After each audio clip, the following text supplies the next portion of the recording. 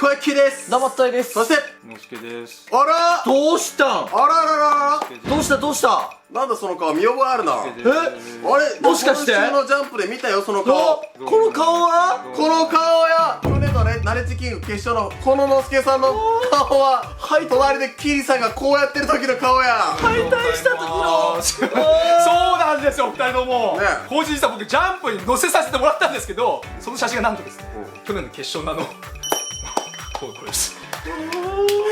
こんな悲しそうな乗り方ありますかっつって。全世界の一人負けたところがさらされてる。かわいそうだよ。笑っちゃいましたね、これ。本当に。いや、そうね。これはいよいよですね、第3回ナレッジキングね。そうなんですよ、もう迫ってます、10月末。どうですか、意気込みは？いや、もう徐々に仕上がってきてますね、やっぱり。はい、僕なりにやっぱりそんなもう仕上がりつつあるのすけさんのええ今度深掘りですけど。そうですね、なのでやっぱりナレキンの範囲がやっぱ100巻までなんで、はいはい余計な情報言いたくないんですよ。だから今週も読まずにもう終わるからって、もうちょっとはいですね。あれ今日も一日お疲れ様。まあやりますか一応ね。わあ、よかったよかったよかったよかもうちょっとったよかった。機能停止しちゃうんでこれ。彼はですね、はいツッコミできないんですよ。そうですよ。小池さんの仕事やからね。人のせいにそうなんですね。はい、ということで、はいワンピース第1028話、ブラキオジャウルスということで、はい。来ましたね、この話。はいいろいろ言いたいことありますね、今週昨も。日ね、はい僕ジャンプの回で結構喋っちゃいましたよ。もうはいはいはい30分ぐらい喋りましたよね。毎週確かにそうですね、かな深掘りいけるんですか？りもちろんでございます。おああ、やっぱちゃうわ。ガンガン言ってきます、今週も。おーはい、よろしくお願いします。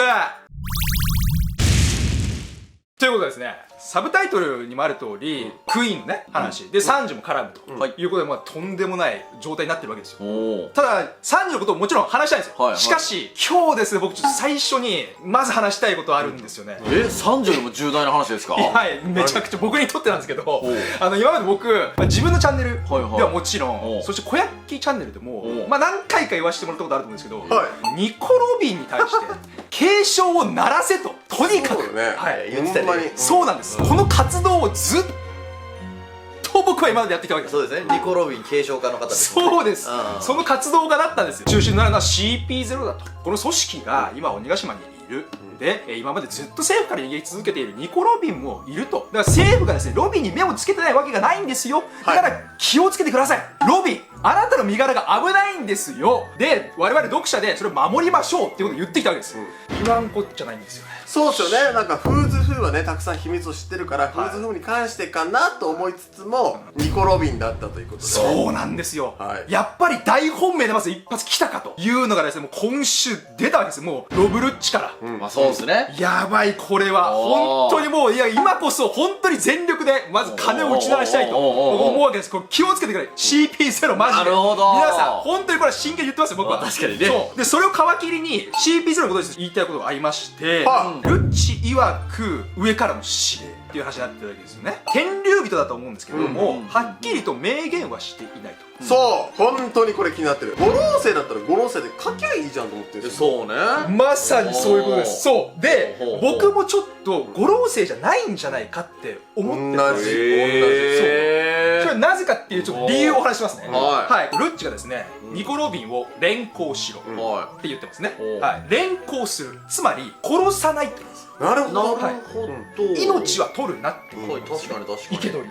これがポイントだと思ったんですよ。オンリーアライブですか？オンリアルです、まさに。っていうことは、ロビンの過去編、思い出してほしいんですよ。うんあれって、オハラにバスターコールがかかりますよっていうお話だったじゃないですか。そうですね。で、それをじゃあ誰が指示したのかって言ったら、その時は五老星なんですよ。そうですね。はいはいそうですね。うんでスパンダインが五老星とねうん会話してて、まあ確定しましたみたいな、はいで消せって言って、バスターコールかけられましたっていうことなんで、もしですね、ルッチに対して指令をしてる人が五老星だとしたらですよ、はいはいロビンのことはもう殺せっていう方向にシフトするんじゃないか。言う通りやね。そうほんまに。天才やな。そうだって、あの時オハラの学者全員皆越しにするって言ってて、そらそうやわそう、五老星が出してたんですよ、おう早いもんな、殺した方がな。そうそうそう、抹消した方がいいんですよ。なのにそうはしていないっていうことは、そもそも命令を下しているやつが五老星じゃないんじゃないのってほんまやな。思った。いや、これはさすがが継承家ですわ。ほんとそうそう持ってるもうちょっと今回本気出させてもらうんですけど、すごい。はい、でさらに言いますとウォーターセブン編になりましたよね。でそこで一回 CP9 とロビンのその話があって、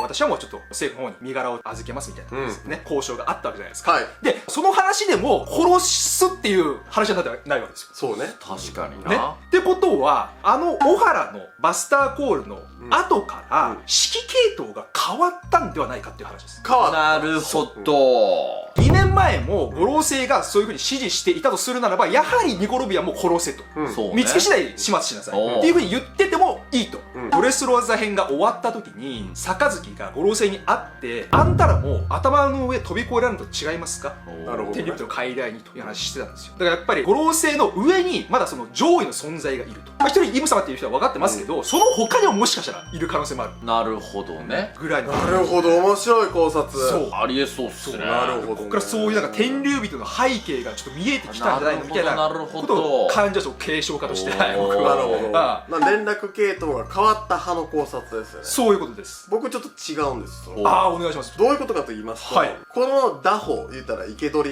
についてはですね、はいみんなロビンっていうものを小原の生き残りだからとか、はいポーネグリフが読めるからとしか見てないんですよ、なんか。はい、そうですね。そうですねはい、実は本当に悪魔の子なんじゃないかと最近ちょっと思ってきてなえるほど。そもそも悪魔の実っていうものが世の中に存在する以ああ上ああゆえんがあるわけですよ。そうですね悪魔が存在していたんじゃないかと。まあ確かに。でそもそも古代種や幻獣種っていうものが存在している以上、おう確かに悪魔というものもいたんでしょう。そうですね。まあいてもおかしくないですね。そうなんです。間違いないでその末裔っていうことはあり得るなと思っていたら、うんうん麦わらの一味ってそんな可能性多いじゃないですか。 D の一族、下月家の末裔でルナーリア族の末裔おうそうだ悪魔族の末裔とかだったらなるほど。それぞれが癖のある一味ってことはクザも認めてるわけじゃないですか。確かにね言ってました。そう思ったらミスリードかなと。ああそう。ポーネグリフとか歴史的なところと思わせといて、んロビンそのものに価値があるからロビンに関しては消せと言えない。なるほどね。ありえるわ。もしかしたら血筋がすごい重要なんかもしれんね。重要すぎだと。そうですよね。おー確かに。はいまあそれこそね、カイドウの血統因子を取って人工悪魔の実を作ったみたいに、まあロビンのその悪魔の遺伝子を使ってはい強力な悪魔の実作ること考えてるとかね。そうありえそうやな。悪魔の血液をピュッて入れたらね、悪魔の実が作れるよみたいな。ああ。やばあると。そのニコ・オルビアっていう母親は分かってますけど、お父さんがね、ちょっとねお父さんが分かってないと。確かに、お父さん2個悪魔かもしらんもんね。安直すぎないネーミングよ。ああせめてデモニオにしたれよ。ああニコデモニオ。確かに確かに。そっちがいいと思いますわ。すいませんでしたって何やねんこの謝罪は。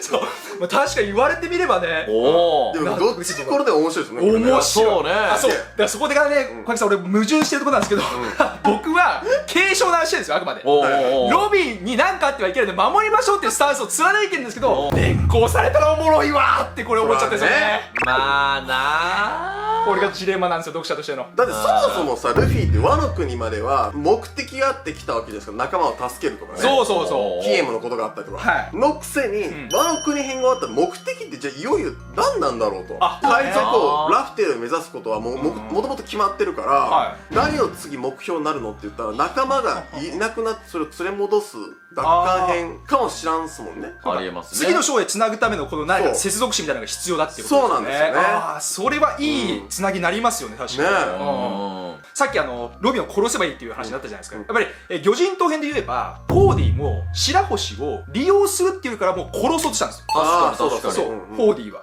おもうその力ごと抹消しようとした。おーだからそういうなんか考えの人ももしかしたらいるかもしれないの鬼ヶ島内に。まあそうですね。そう。だからそれを含めてなんかちょっと気をつけてほしいなっていう。なるほど。ちょっと思いましたねはそもそもさ、ブラックマリアがさ、うん何年かかるかわからない計画みたいなことを言ってるじゃないですか。言ってましたね。カイドウはそういうの利用しようとしたんでしょ。はいだから手足を思いで生きてさえいたら役に立つ、んでもそのオーネグリフの解読だったら、はい何年かかるかわからないって言う必要ないなと思ったんですよ。そうなんですよね、まあだからそれこそ本当にロビンの血に悪魔のが入ってたらそれをなんか実験するとか、そういうことをしたいのかなみたいなねそれはありえる考えられちゃいますもんね。ねえ、まあ、しかもこの連行されるかもしれへんってところで、またこれ今一緒のものがブルックやからもうこれ思い出されるのはサンジが一点を絞った時なんですよ。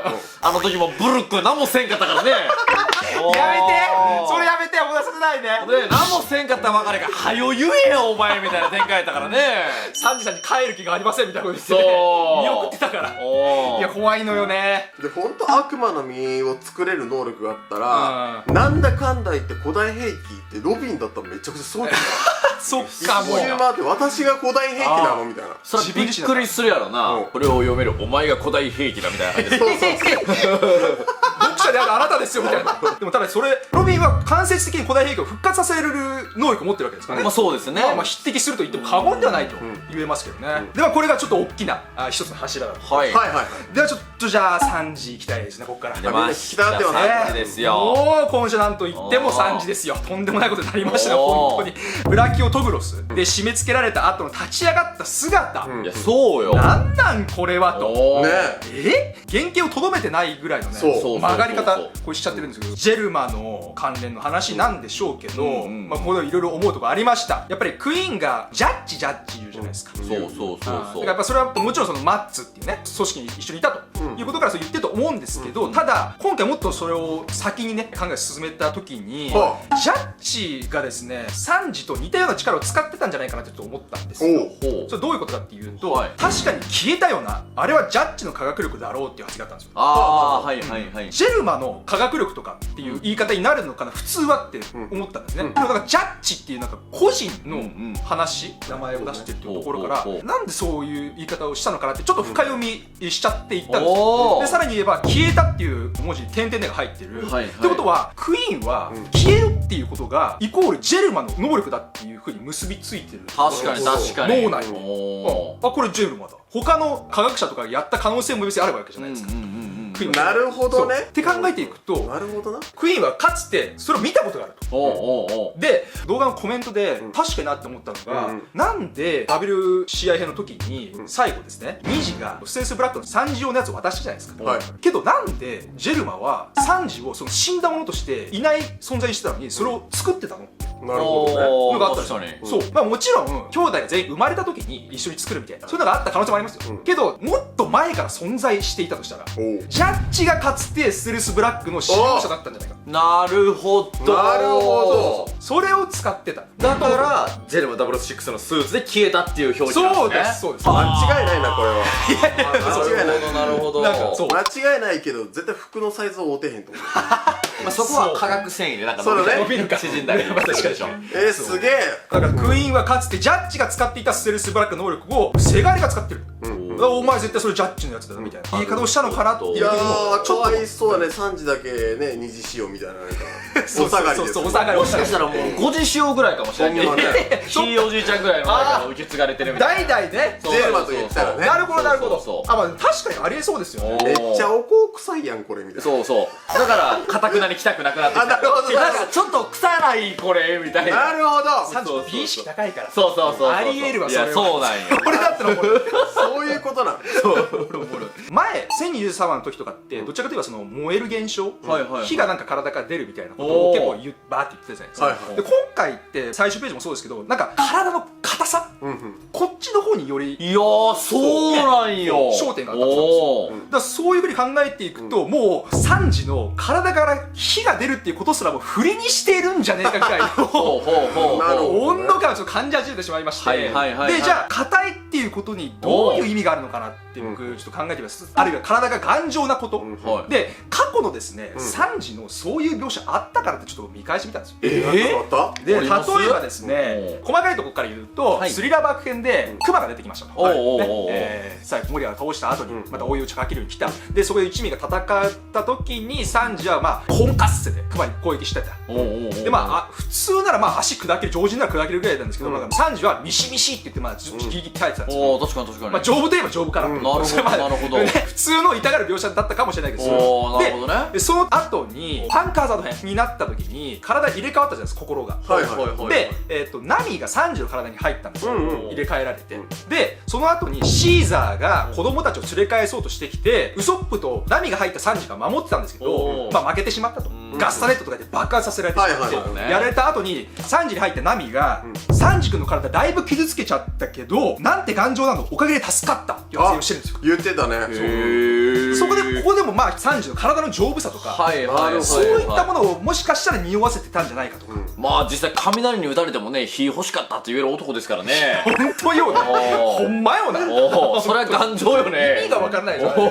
大概まあ1尾丈夫ですけど、まあまあこういう発言もあったよってこと。なるほど。そっからで、あとさらに人間離れした身体能力みたいなことを匂わせたんじゃないかっていう描写が魚人島へ行く前の海中であったんですよね。ありました。はい、クラーケンが出てきたじゃないですか、はいはい。真相に行く前で、そこで、ルフィとゾロとサンジが、バタ足コーティングっつって、体にシャボン包んで、こう一対一戦うわ俺らみたいなことでバーって言って、でルフィもゾロもずっとシャボンの中にいて、まあ、攻撃をやってたんですけど、サンジだけはシャボン飛び出して海中に泳いでたんですよ。飛び出して、そうでその時そのブルーウォークってね技出しまして、でブルックがその時に「サンジさんシャボン玉から出ちゃいました」ってなんか驚いてるんですね。そうだから確かにそんな結構なシーンですよ。